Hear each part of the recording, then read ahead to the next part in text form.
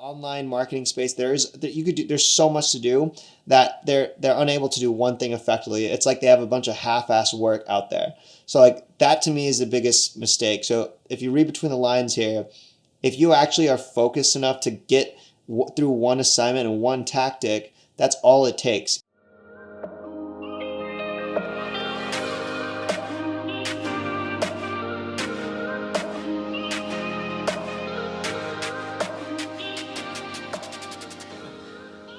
Hi, my name is Trevor Carlson, and I'm the host of The Formula, where we break down the elements of health, wealth, and happiness with guests from all over the world. And today, I have two e-commerce and online marketing gurus. Oh man, not the G word.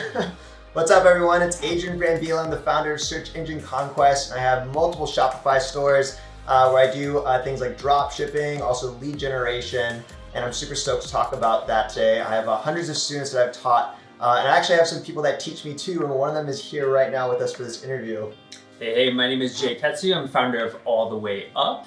I also run e-commerce stores using Shopify and ClickFunnels, and I also have a student base in which I teach them how to do the exact same. But not only dropshipping, but also private labeling and going on to create their own brands, utilizing the power of influencers.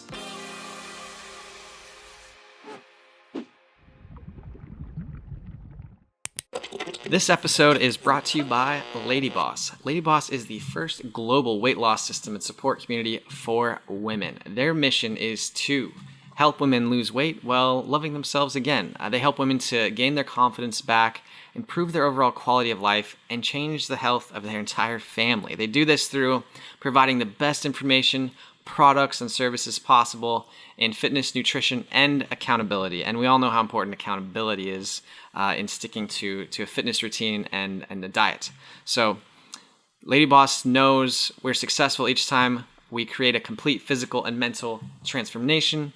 And I truly believe that too. If you take care of yourself physically, it really allows you to operate from a high level mentally as well. I mean, if you listen to any of the episodes where we talked about or talked with a guest from the fitness world, you know how I feel about building those types of physical routines and habits that allow your body, your machine, to function at its highest level. So, you know, if you're a power lady out there and you're looking for a new type of either weight loss program or some type of supplement program to get started on, can't recommend LadyBoss enough. They just had a big event, and from what I saw, it was really moving to see how their program has changed the lives of so many women. And if you want to see some of those stories for yourself, head over to their Facebook page. That's just LadyBoss over on Facebook, and check out some of those stories and testimonials, and see how LadyBoss has helped empower a lot of women to change their lives. So if you would like to check out LadyBoss, feel free to check out the link in the show notes or head over to theformulapodcast.com and click on the sponsored products tab, where you can get a link straight to LadyBoss's products and get yourself set up today. So today I'm here with Adrian and Ketsu, and we're going to talk to you guys about e-commerce and online marketing. Thanks for taking the time to show up and chat today, guys. I appreciate it. I'm appreciative because this is the third time I'm on your podcast, so I hope your listeners aren't annoyed of my voice. Yeah, I mean, I've gotten some complaints, but we'll work through it. So to start off, you guys have both been doing e-commerce you've been doing it for what, 3? My first product to sell online was in 2012.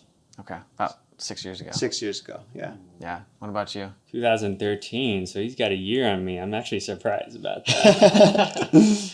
So to give the audience some context, can we, do you want to give us, well, I'll start with you, Ketsu, give us a little bit of a highlight reel maybe, so they, like, why do they give a shit? Why do they want to listen to you when it comes to e-commerce stuff? Yeah, absolutely. So, I mean, I've come with stores that have literally started from zero, just utilizing free trials with Shopify and the apps.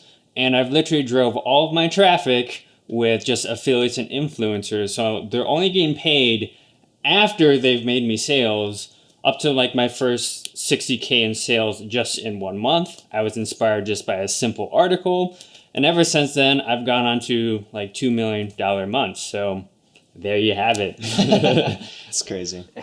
Adrian, what about you? Why should the audience, give a shit about what you have to say about online marketing and e-commerce? I think where I got into first e-commerce was first building a really, really large audience. So like today I have, actually I'm nearing 1 million subscribers across 4 YouTube channels. And at first I just started building content, and I was getting 10,000, 30,000 views per day on these videos, and I was just like anyone else trying to figure out how the heck do I monetize.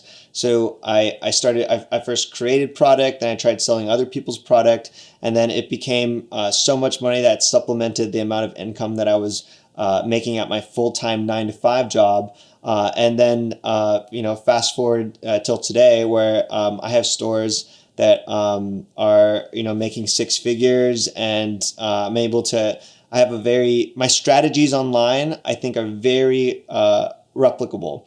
They can be repeated, and it's a very data-driven approach. And in the world of e-commerce, I think a lot of people lack a more data-driven approach where you can put a lot of work in the front end of research. And I guess I'm a researcher by trade, so some campaigns I can create and within the first 5 clicks have a sale. And I think that's really unheard of in e-commerce. So I think if people are listening in, I think that's worth listening to for the next hour we're about to talk, right? Yeah, absolutely.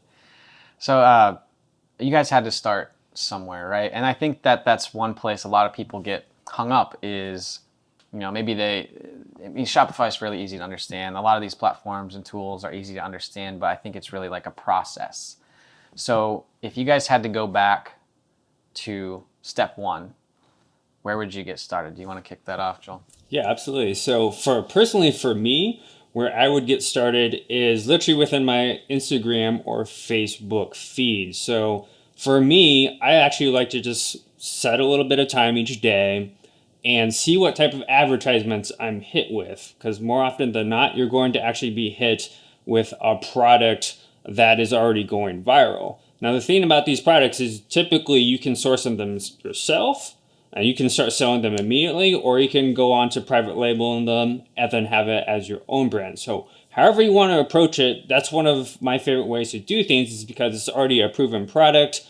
There's already proven demand for it, which means you can already start selling it. Now, I know this guy over here, he likes to just ride off the trends that people like me make, which is awesome because, again, he mentioned that it's data driven. So maybe he'd like to explain that. Yeah, well, I think one thing I'll add about Ketsu's approach is what he just explained is a hack. He's not starting like, all right, he sits down and is like, what am I going to sell? And trying to think of this master idea. He's paying attention to the social signals of, he's leveraging Facebook or Instagram or social media, and as opposed to just scrolling mind-numbingly, he's being aware, like, this is an ad. There's a reason that some marketer and some business is trying to sell this, probably because it's working, and then he's getting his ideas from there. So where my approach would be is sometimes marketers and businesses spend so much money in advertising a product in social media in the world of a platform that it creates this demand that is also being shown on search engines like YouTube. People see this product on Facebook and it has millions of views. Naturally, there's going to be a percentage of that, sometimes a strong percentage of that, who are also going to look and find more information on YouTube or search engines. So in some ways, I am, capitalizing on the leftovers of people who are seeing something on Facebook that's going viral, and then now they want to go buy it, and Google is that place that they go buy. So I'm already tackling a consumer that has already made the decision that they want to buy it. And so it's really easy for me versus trying to convince them. I think what Ketsu does is a lot harder because that person that is being advertised to, a lot about their persona, their demographics, psychographics, but they don't know exactly if they want to buy. So you have to be a master at creating an offer, at creating an ad, and creating an image or a video that that captivates that person enough to want to incentivize them to buy at that moment or later along the lines. The other thing mainstream media is often responsible for lots of different trends too. So like, fidget spinners. I don't know what the exact point of reference of what caused that trend, but like that's definitely a trend that everyone knows what a fidget spinner is. So it's like the timing of, were you aware of that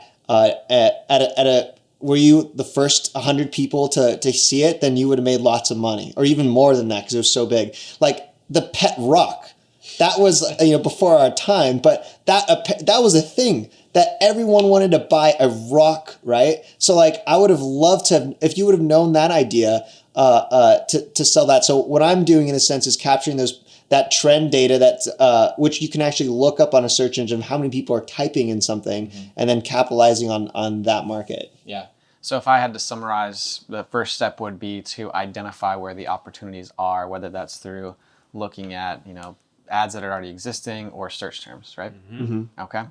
So I've got I've identified I'm trying to think of an example product. I've got my widget or whatever that I've identified as an opportunity. What's next? I personally think branding is really important because you have to convert somebody. And if you have horrible branding, it's just not going to happen. Or what's going to happen is we're going to get hit with what I personally call like the Google marketing slap. And that's when they go to Google or YouTube and basically search for that product that you were trying to sell them on. And then they're going to see if they can get it for like a lower price or, just from a different vendor that seems more reputable. And then he comes along and just swipes those people up because they had horrible branding. So that's the thing. Like you have to have really good branding. You have to have a fast loading site to convert the customers. So absolutely, like the technology and your copy is absolutely what's next. So when you say branding, what do you mean by that? Yeah, so branding, I think when it comes to branding, I mean, that can involve your logo. It can be, even your domain name, like a .com is going to instill a lot more trust than just like a .co or all these other top level domain extensions. But having like a name that's fun. It doesn't have to be necessarily like niche related. It doesn't have to be specific, but it has to, sound cool. It has to roll off the tongue, and it has to be something people can relate to. And that can even go down to design too. You can make it, a little bit fun, quirky, or you can just keep it simple, clean, and very professional. Yeah. Adrian? So after you have your idea, the next step, I think everything Ketsu mentions spot on. And I'll talk about what happens maybe next after that is sometimes you can have a really good idea, and often where I feel like we speak for both of us, where we like to start, like let's say you have this idea and it's not out there yet and you have to create it. I don't think that's not the space, at least that I play in. I'm not trying to make a brand new product. Right now, I'm trying to find a product that is about to trend or that has demand with not as much competition, or a product that right now is in a different niche market, but is actually the trend is completely different. They're just calling it a different product right now. So like I will first try to source that product. So a lot of this is crazy. If you don't know anything about this world, like I want you to think about a brand like Coach, because Coach is selling a purse for like $500, and where they source that purse is like Bangladesh or China. And if you don't believe me, go open your purse or your wallet or whatever and look at the tag and where it's made, and it's not going to be in the US most likely. And what Coach is doing is they're marking up their product so much because of what Ketsu mentioned. They have their brand is a luxury brand. They have every right to mark it up. But if you think about that, if it cost $1 to make that purse, $5, are you getting ripped off? Because you can argue yes or no. What we're doing is the exact same thing online. We are sourcing that product because this is crazy. and I don't know this exactly about Coach, whoever makes Coach purses, but for most products, they do not have exclusive manufacturer relationships. The manufacturer, let's say a manufacturer in Bangladesh, is making clothing and accessories, and how they make money is by making products and then selling them at either wholesale. One other revenue stream that they can do is a concept called drop shipping, where they'll make a purse and they'll ship it to the customer on your behalf.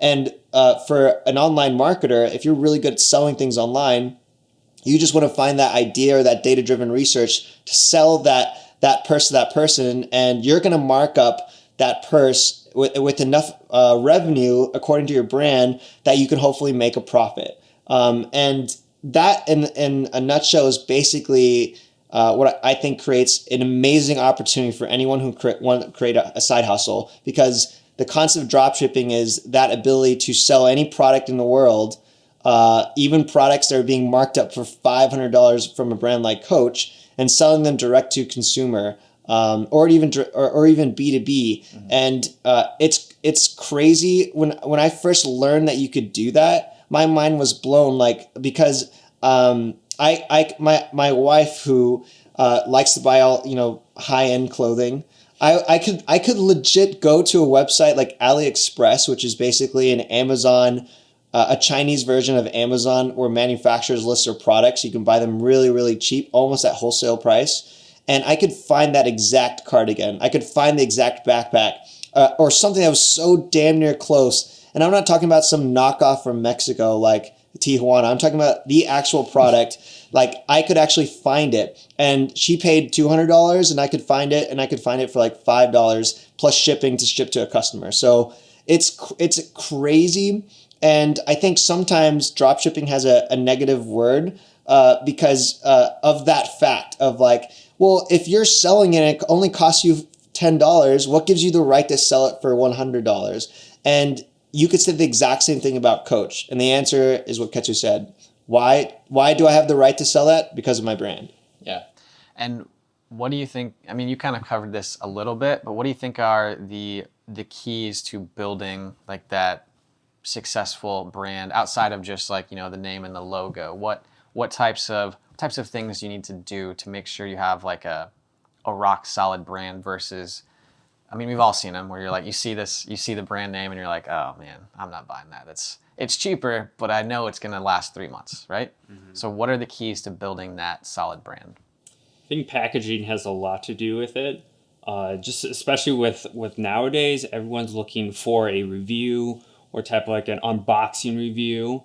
And the thing is, we can leverage what I use as influencers heavily, just because it gives that social proof presence. So whether it's celebrity endorsements or people that have a large following, I mean, people, it's silly, but people blindly follow these people into all the products that they're using or endorsing. It's basically the modern day sitcom. And just even yesterday, Instagram released something called IGTV, which is allowing all these self-made influencers to basically endorse all these products that all these brands are pairing up with them with. So just by utilizing that, you can basically shoot your brand and elevate it above all the other ones, just because you're using influencers and have better packaging. That's all it takes to actually mark up your products at a higher price point. I think I'll add the way I look at a brand, and for those who don't know, I have an agency and I service huge companies, credit unions, billion-dollar institutions, million-dollar institutions. And so branding has a very different meaning towards them than I think in the world of e-commerce. And if I can just set the context of this answer is because in the world of e-commerce, one thing that is known is we're really not romantic about how we make money. Mm-hmm. Like, I truthfully do not care at the end of the day, as long as it's, the line of like, I'm not scamming someone. I don't care. I'm not passionate about this this cup or this bag. Like, it's not my world. Yeah, it's because an unsexy product. Right. I care about the transaction, the sale, and I care about the customer and making a good relationship. I care about them versus the product. Where I think some entrepreneurs are like obsessed with their idea about making something, and like they're so romantic they can't see the bigger picture of what the real opportunity is. So in that context, a branding, what I care about is all the things that help a checkout conversion. When someone makes an order online, it needs to be trustworthy. It needs to work. It needs to the images or what I'm selling, the content on the page. When they actually get the product, it needs to be exactly what I told them. Because if I rip someone off, I just really lost out, because that person's never going to buy from me again. And my brand, so a lot of the things that I think the context is like, the brand is making all those, the look, the feel, the experience to get that person to take out their wallet and purchase.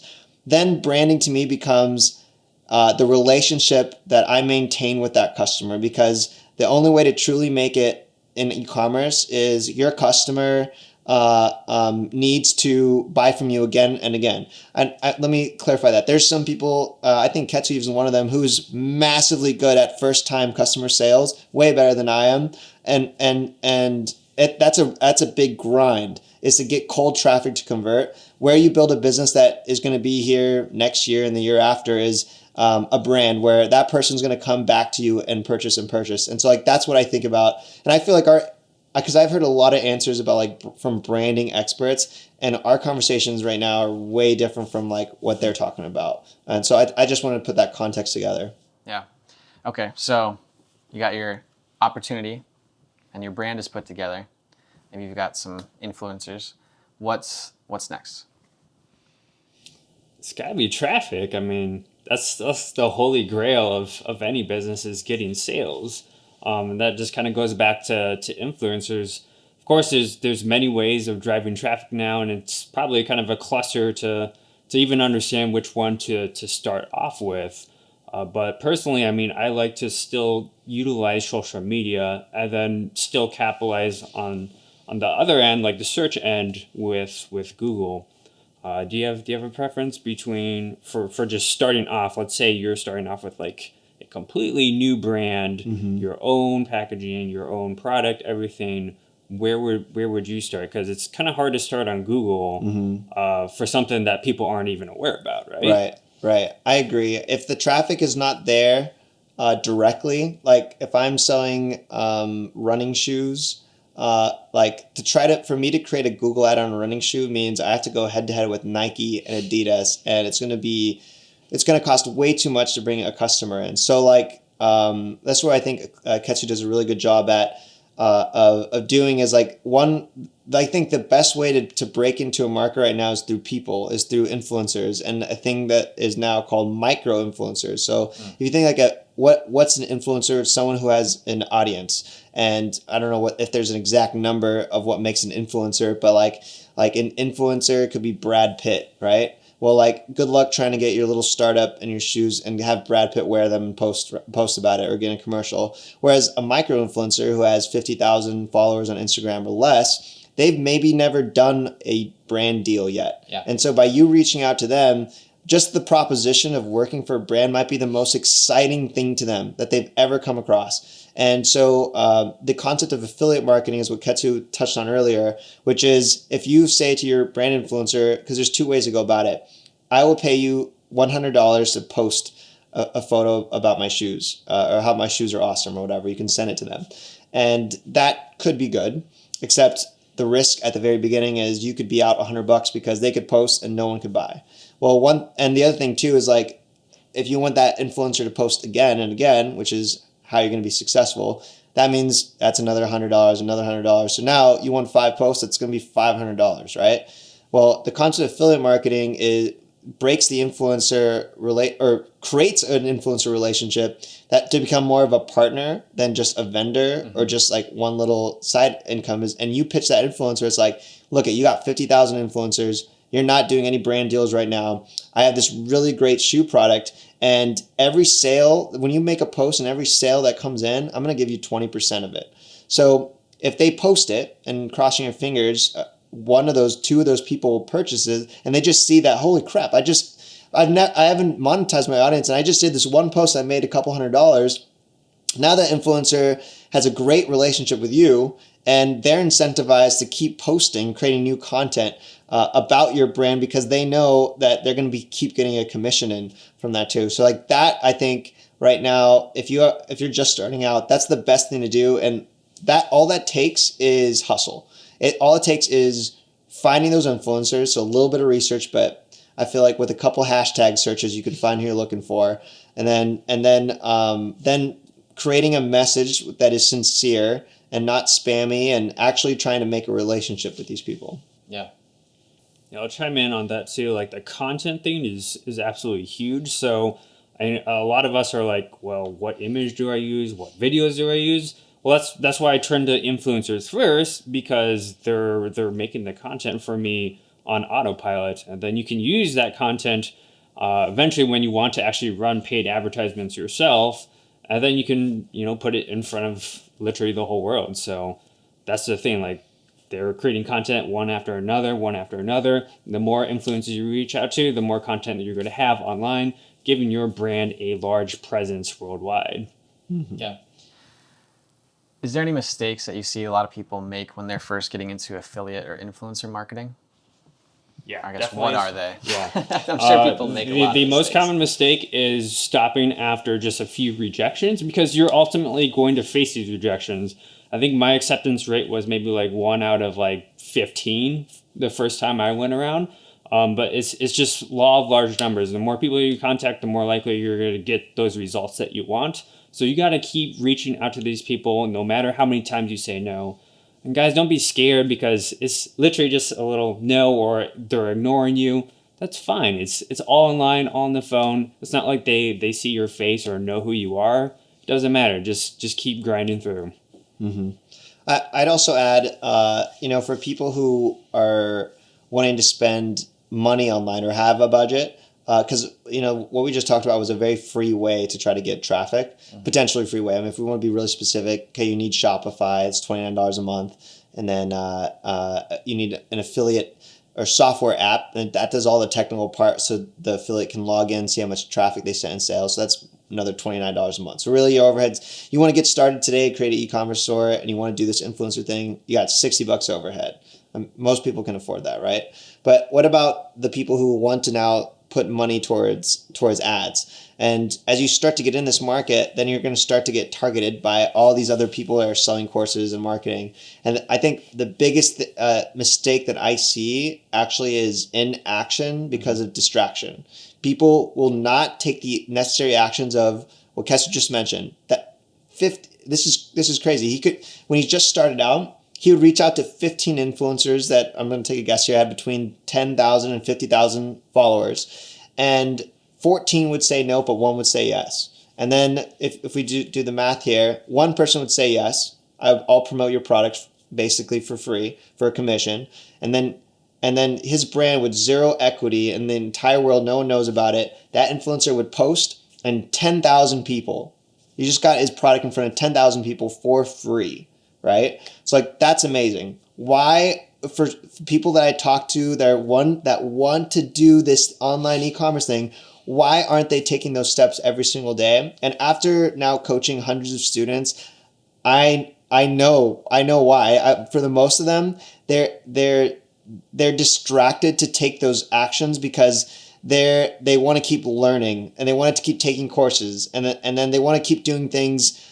They want to do so many different things because they're, the online marketing space. There's so much to do that they're unable to do one thing effectively. It's like they have a bunch of half-assed work out there.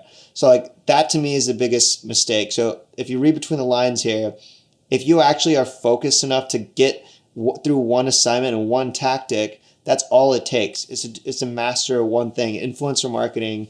That's it.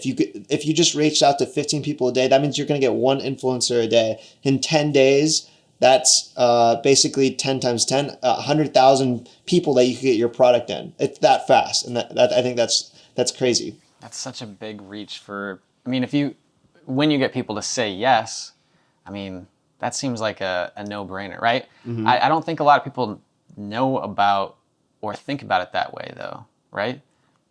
Yeah, people really don't, and especially like for me when I first started out, IG stories and Snapchat didn't exist. They just flat out weren't there. But now with like those abilities and technology that's out there, like people, they might not necessarily be scrolling their feed, but they're all checking their friends' stories to see what they're doing in their daily life. So the reach on the stories right now are just so incredibly massive. Like it's mind blowing how much free traffic you can literally get just from somebody posting on his story now. It just seems absurd that people wouldn't take the action, but I get it. Like, and maybe this was the case for me too. It's like when I first started, all I had was just that article and maybe like one webinar that I attended. I didn't have any courses. I didn't buy any courses out there. I just had that one vision, and then I just decided to make it happen. So, I mean, for all those that are, having that learning paralysis or just staying in the learning phase, you just got to stick with literally one thing and just make it happen. Yeah.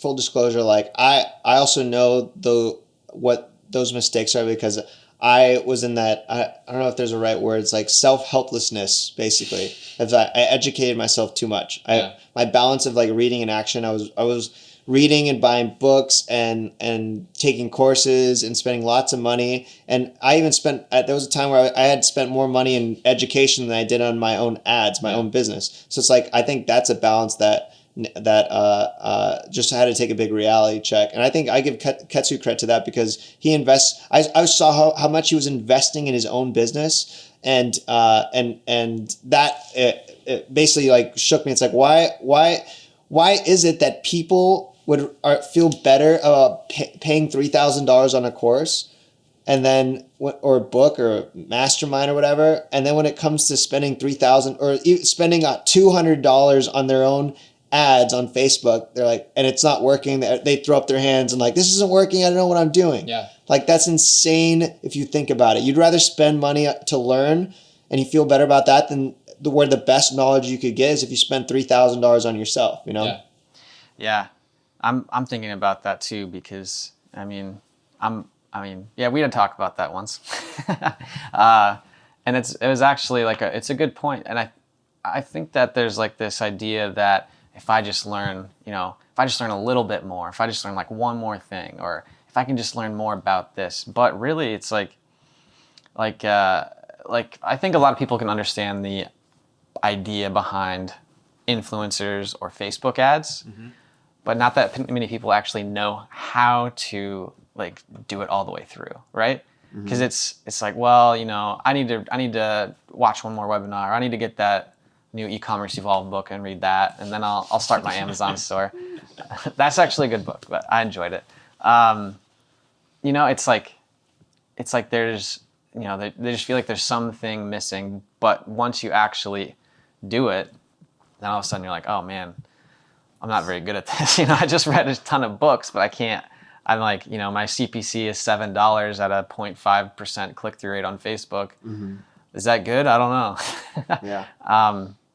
So how would you, if somebody, you've probably actually done this before, where you have students that read too much or get stuck in that over-education phase versus action.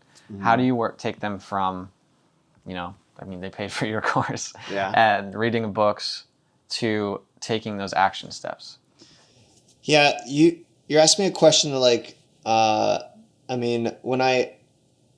when I first started teaching people, it's not too long ago, and it was October 2017. I was like, and that's when I first got the idea of like, because people were asking, it's like, how are you selling stuff via Google? Like, no one's talking about Google. Most people are talking about other ways. Yeah. So I got that enough. I was like, okay, I'm gonna create a course. And then when people started asking questions, and then they basically created this demand for me of like, people are willing to pay for my knowledge to help them.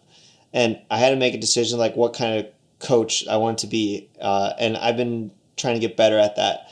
And where I'm at right now is I feel like I'm very straightforward. People are seeking my advice, and I'm not their dad, right? So like I if I notice that someone hasn't made any progress, like and they're one of my students, like I'll be a hard ass to them and be like, dude, like how much have you spent I know you spent X amount for my course. What other courses do you have? And I'll go down the line and I'll like manually add up that up and be like, all right, how much have you spent on yourself? And usually that number is really low. And then I'll be like, dude, you got my course first of all. You probably got other courses beforehand. You're educated enough to make this work. Yeah. You got now. This is the part where you have to grind it out and believe in yourself to do it. Because I think the other thing too that what you mentioned about trying to learn that one more thing, I think the real underlying issue for most people is the confidence to try, of the confidence to like when it doesn't fail or when it does fail to keep trying. Because like that's one thing I feel I'm exceptionally good at. One of my best qualities is persistence. I think I can say that about Ketsu as too from what I've seen is like actually most of our stuff does fail. Mm-hmm. That's why we're constantly testing, you know. So like if what we're doing is our you know like that we're working with like a 5% conversion rate, that means 95% of the traffic you send fails. So most of it is fail, but that 5% is so has so much potential, has so much upside that we can prosper off that just 5% of people that end up converting. Yeah. Do you have anything to add to that? Yeah, I totally agree. I mean, like we're failing all the time. I don't know what exactly it is that like taught me to just keep going and going and going. Maybe it relates back to, you know, learning how to dance and things like that, because it's a constant learning and flopping on our heads and body and, you know, just getting sore. Like, but that was just part of the, you know, the trial and error process. And to me, trial and error has always been the best mentor for me. I don't know if there's like a book out there that like, you know, motivates people to just take action. I personally haven't found like the need for it, but maybe that's the type of personality that it really takes to, you know, succeed in this e-commerce field. But literally like even 5%, 1%, you can be thriving off that just little amount of traffic and just live your lifestyle. Of course, at 5%, you know, I think it's a little low, but it can use a little work. You can get that probably up to at least like 12%, but 5% is definitely livable, especially if your margins are great. So yeah. I want to know how you guys think about this a little bit when it comes to building like an e-commerce brand or company, because like you said, I don't know if there's a book out there or anything like that, and I'm thinking about one, but I kind of want, before I go into that, I want to hear what your guys' thoughts are. When you approach it, do you think about it as like this, all right, I'm going to build this brand, it's going to do a few $1 million a month, and this is what it's going to do, and then you just like start doing it? Or is it like, okay, I have this vision or whatever, and then I'm just kind of giving you some examples. I want to hear your process, but I have this vision, I don't know how big it's going to get, but the first step is just to start a Shopify site and buy a domain, and then it's this, and then it's this. Like, where do you guys, like, how do you guys break that down in your head as you're like getting started? For me personally, it's all very quick. It does go back to that vision of like, yeah, I'm just gonna make a few $1 million, or you know, set my goals higher just because that's what you want to do. Even if it doesn't seem realistic, for me, having unrealistic goals is the way to go. Just personal preference. But for all that, you know, the setup stuff, like all of that, I mean, it's come with experience. I mean, don't get me wrong. Like I didn't learn all of this in one day, not all in 1 month, not all in 1 year. But for me now, like this whole process can literally, I mean, be done in pretty much a snap, a day. You know, product sourcing and a little bit of design that, you know, that might take a week or two. But other than that, I mean, you can have your store literally running in literally a day, if not a few hours, if not 15 minutes. Mm-hmm. Mm-hmm. I think that's something, especially if people want to get into e-commerce, like that is so true. Like one recent hack I did was for the dog mask, and for the Super Bowl, and right when the Eagles won, I don't watch sports at all, so I didn't know about it. But I had a friend call me and be like, "Dude, you should sell the dog mask." 20 minutes later, I had the source product, I had my product page, and then, you know, in the next hour, I launched my ads. And then after I launched my ads, I kid you not, like 5 minutes after I launched it, cha-ching, and then it was ching cha-ching for the next week, right? So it's like the experience helped me produce $10,000 from an hour of work, literally an hour. And I think that if people don't understand, like, because you're not in it, that sounds fake. That sounds BS, fake news, right? But that I publicly documented the thing. It's like, it's true. I think Ketsu even, I feel like there's a video I watched where like you launched a store in Walmart or something. What'd you do? Yeah, so it was actually in a FedEx Kinko's on a workstation computer with their horrible internet on Internet Explorer because they didn't have Google Chrome and Firefox wasn't working. And again, that was on Internet Explorer, not Microsoft Edge, Internet Explorer. I still got a store launched with the domain bot and a product basically on the store ready to sell in literally 15 minutes. That's all it takes. But again, it's experience because I've done it, many times over and over again. But still, I mean, like technology has made it so much easier for all of us to start taking action much faster than even back when I first started in like 2013. Back then, I was using like platforms like WordPress plus WooCommerce. That is all just a headache, and I'm glad it's all behind me now because technology, again, it's better.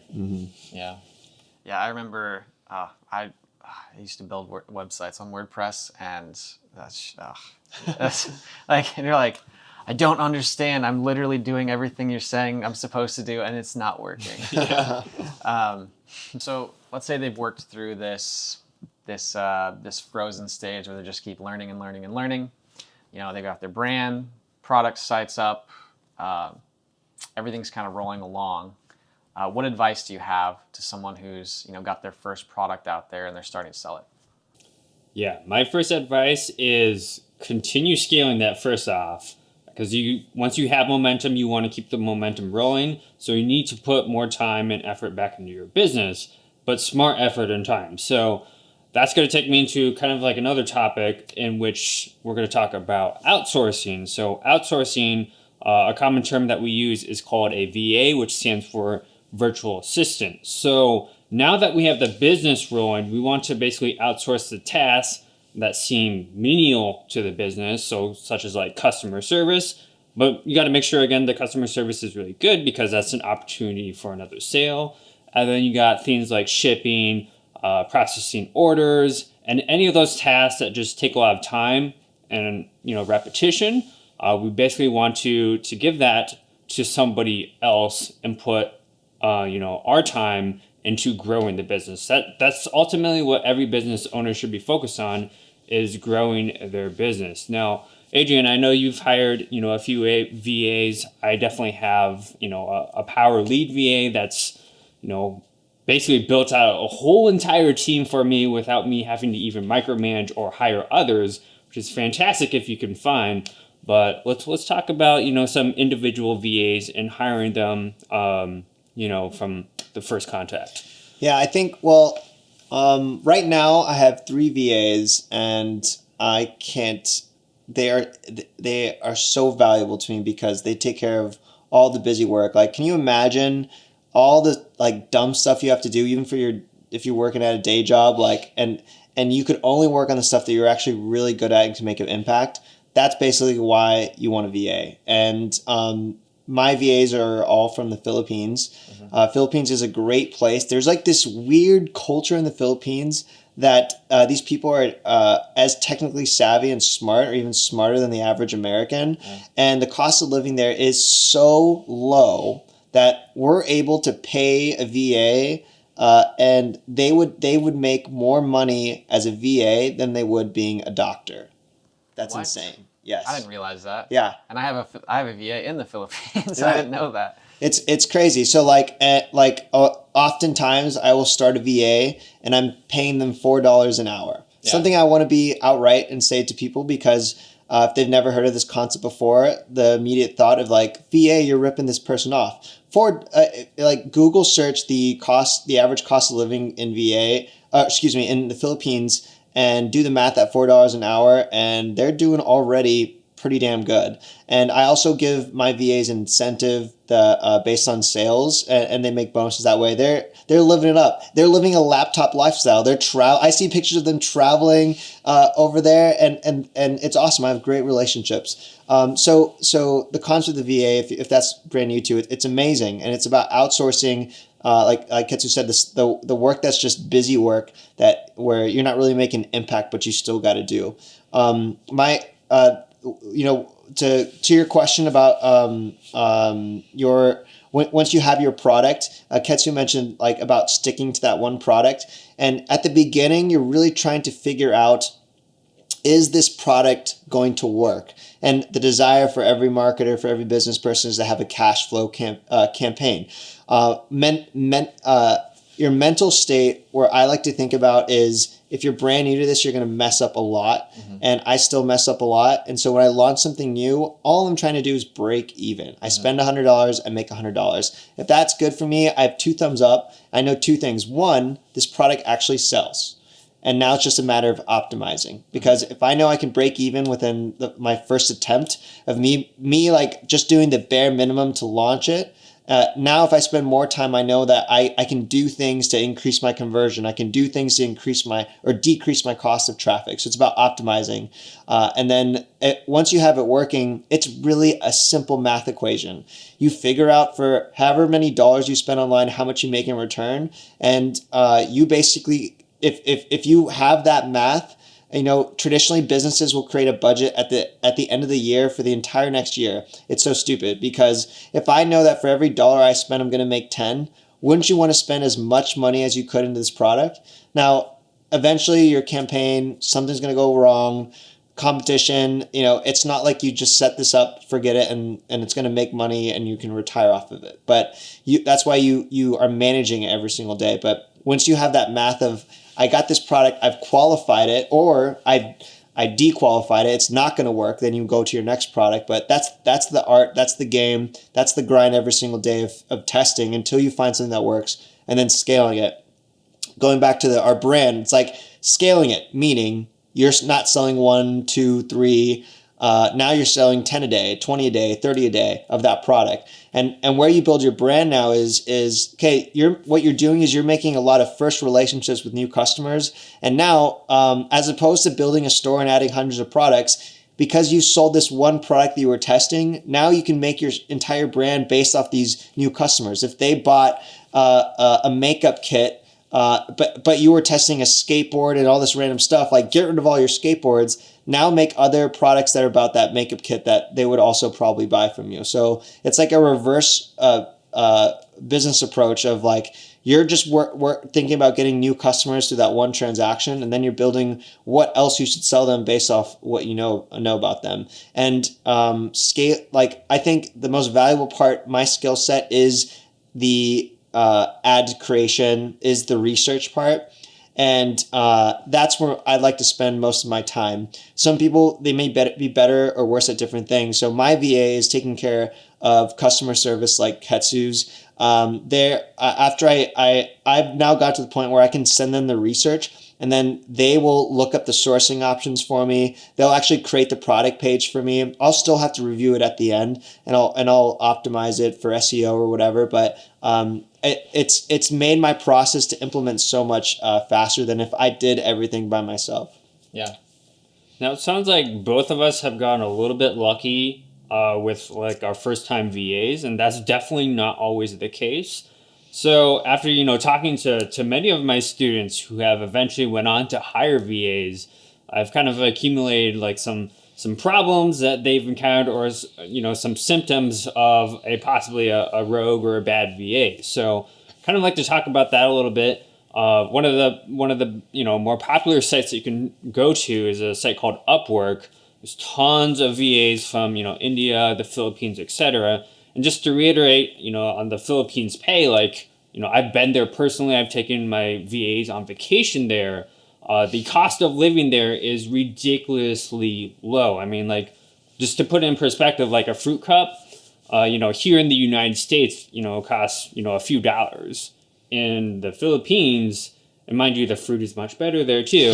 It's like 10 cents. So the price is just ridiculously low there. But anyways, back to the VA thing, like when you hire them originally, you have to be super, super clear about your expectations, what you need to have them know already before even trying to, teach them your processes. I mean, ideally, the best candidates are the ones that already have experience, have already worked in the e-commerce field, already have experience with all the technology that you're working with already, so that you can literally just have them plug and play into your business. Now, when you're interviewing them, let's say on Skype, there's one key factor I really look at actually, and that is, I'm just going to demonstrate. It's just as silly when you ask them a question and they go like this.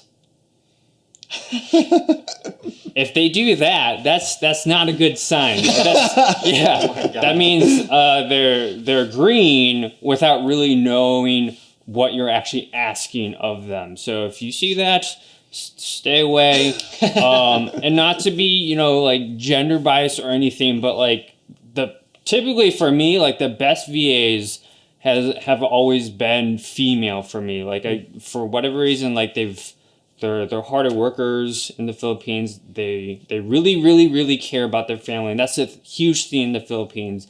It's all about giving back to their family, their elder family, and the family before that. I mean, they're literally giving all of their income to their family and then just keeping a little bit for themselves. So that's their culture, and that's why I really appreciate all the hard work that they're doing for us. And that's why I also, just like Adrian, I give incentives, bonuses, and ultimately vacation. So yeah, I mean, with VAs, again, you just got to be careful with who you choose, but always go for the long run. Don't base it off just low pay. That's not the way to go. You need to find the right fit, and ideally someone who can go on to manage others as well. Right. Okay, so we've gone through scaling, right? So figuring out which things in the business that aren't really a valuable use of your time. Is there anything else that you'd like to share with anybody who's got their first product up and rolling, they got their VA, now they're starting to rock and roll? Maybe now you want to pitch them on calling you for a consulting call on how to launch their second store. Anyways, what else would you tell that person? Is there anything else, or you just tell them to test and iterate and have fun? I think that testing is the name of the game to get started, and then it's kind of this scrappy stage. Mm-hmm. So we're scrapping to get $1 at the beginning, and then once we figure out that's that right product, that right audience, then you're scaling your brand, you're creating it from there. But I think I'm gonna talk about just one thing real quick. People ask me all the time what the easiest way to make money online is. I don't think dropshipping is the easiest way. Say it's the second easiest. The first easiest way to make money online is affiliate marketing. Mm-hmm. So it's selling someone else's product. You're basically treated like 100% commission-based salesman. Amazon has an affiliate program, for example. Every single product, I think, on Amazon, you can make a commission for. Granted, Amazon's affiliate program is really bad, but there's companies one software that we both use is called ClickFunnels, and they give 40% recurring commission.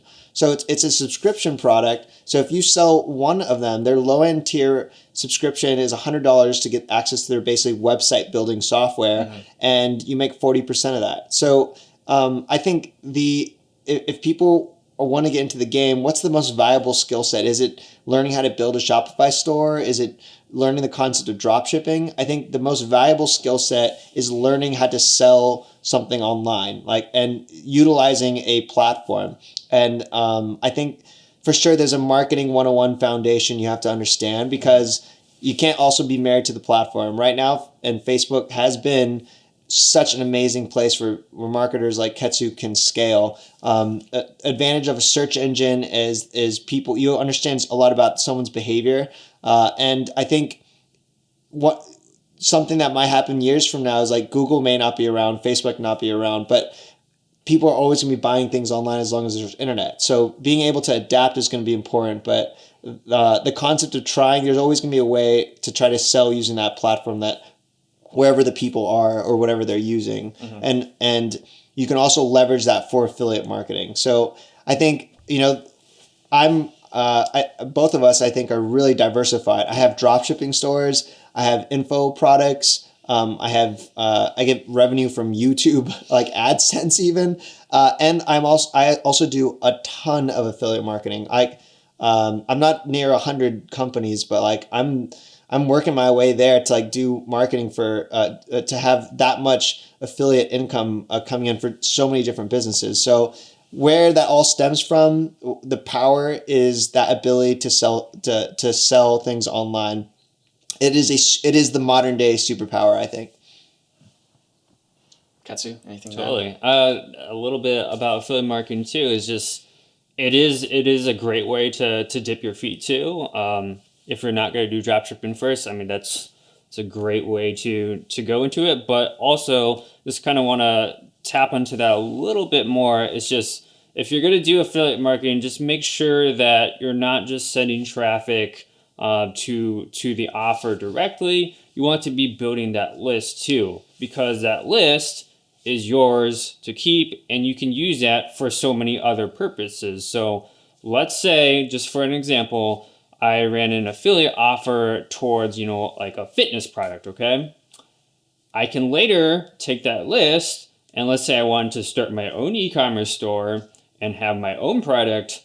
I can use that list for my own product and already have, an audience built around that niche ready to rock and roll. So again, I mean, all these different ways to make money online can easily be tied together. Yeah. Anything else you guys want to add before we wrap up this this master show on this guru conversation around e-commerce and online marketing? I feel like we've covered just a tiny bit of information. Yeah, I mean, just always be on the lookout for the long run. And this especially applies to people that think, drop shipping is the end all for them. I mean, yes, you can make it long-term and sustainable, but a lot of people out there are experiencing what we call kind of like the product rat race, kind of similar to, the rat race of just jumping from job to job. A similar type of thing is happening in the e-commerce space, especially with more and more people coming into the industry. So once you find a proven winning product and you scale, your business can change very, very quickly. Like I had a student that was only doing $1,000 a day, and then all of a sudden it jumped up to 9, 10, 12, 14 within a matter of 2 days. So things can happen very quickly, but things can also die just as fast too. So again, with these products, you want to find something unique or put your own twist to it. That way you're always thinking about the long run, building a long-term brand, and not just doing drop shipping only. Yeah, I think the thing, on a note, if you're wanting to get started, that there's two ways, to get into this. If you have money, great. There's very conservative ways that you can run ads. And if you don't have money, that's okay. Like as we mentioned, you need at least $60, and that's going to give you a 30-day runway to try to make it work. But focus is I think a really hard concept in e-commerce, to focus and get through and build the habit, a daily habit of creating a campaign, of researching, of testing, of launching. But once you get through your first one of launching it, you'll realize how stupid easy it was, and you'll punch yourself in the stomach for not doing it sooner. so because I have this one student. She is 55 and she's in Canada, and we went through she went through the course, and it came with weekly training, and then she went on this tangent, almost cried, and she's sharing how absurd it was for her to be 55, and she always felt disconnected from technology. And then when she actually did the motions, she realized that she could do it. And again, that confidence. And now I think she's made $4,000, and it wasn't like in a soon time. I think it took her like a good 4 months, but now she's at $4,000 total in sales. And to her, she has a full-time job. It's like she's not doing it because she's strapped for cash. She's doing it just as a way to make extra income, and it's a hobby for her. And like she's on top of the world right now. And if she never would have tried and actually gone through those steps and focused to be like, okay, I need to buy a domain, I need to connect it to Shopify, like I can get through this. I need to go. Here's the exact page. Just follow step by step. Even if you've never done that before, there's going to be that learning curve, but it's just the focus to do it. And then once you do it, it's like, oh, that wasn't that bad, So it's like, I think that is what I'd like to encourage if someone's been stuck or been wanting, has the aspirations to try to do that side hustle, and like just whether it's technology or just distractions. Like I hear where you're coming from, but my encouragement is to just start with that one thing to get started and just go through that barrier, because there's the issue of not knowing what to do. That's just an excuse, because you could look up anything on Google for an answer with today's tech and content. Yeah. Well, thanks guys for having that conversation about online marketing and e-commerce. I feel like I had a lot of personal takeaways. Like maybe I should be diving into some of my own stuff a little more often, but and focusing, I think, is another really good point. So just want to say thank you for taking the time to sit down and chat with us today. Yeah, thanks for having us. Yeah, it's been a blast. Well, ladies and gentlemen, that is a wrap for this show. Thank you for tuning in. I'm your host, Trevor Carlson, and I appreciate you taking the time to stop by, and whether it's viewing our episodes or listening to our podcast or reading our blog posts, all of you guys really help keep this show going. So I much appreciate your time and attention, and hopefully we provided a little bit of value for you. Now, if you're interested and you think you might enjoy getting some blog posts, emails, other podcasts, guides, any of that sort of thing sent to your inbox every week, go ahead and head over to theformulapodcast.com and sign up for our email list today. That's a wrap for this week's show. Thanks again, everyone, for stopping by, and I look forward to you tuning in next time.